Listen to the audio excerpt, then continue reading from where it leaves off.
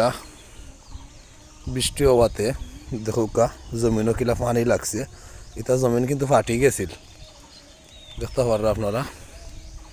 আমার ধান ক্ষেত মানে সারা ফাটি গেছিল বৃষ্টি না থাকায়। আর আজকে বৃষ্টি হওয়ায় ক্ষেতর মাঝে পুরা পানি জমি গেছে। আলহামদুলিল্লাহ খুব সুন্দর ধান হয়েছে। আমি আপনারা দেখাইলাম আমার ফসল। প্রতিটা ধান ক্ষেতের মাঝে পানি লাগি গেছে, যেটা জমিন ফাটছিল। এটা আসলে বৃষ্টি হওয়ায় অনেক ফায়দা হয়েছে।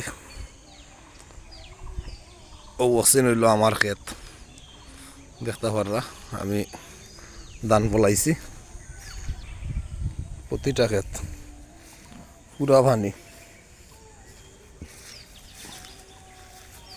যাই হোক আলহামদুলিল্লাহ, দেখা যাক এগুলা ধান কিতা হয়। দেখানি প্রতিটা ক্ষেতের মাঝে পানি জমি গেছে। আলহামদুলিল্লাহ, শুক্রিয়া আদায় করি। আসলে আল্লাহ কেউরে মারুন না।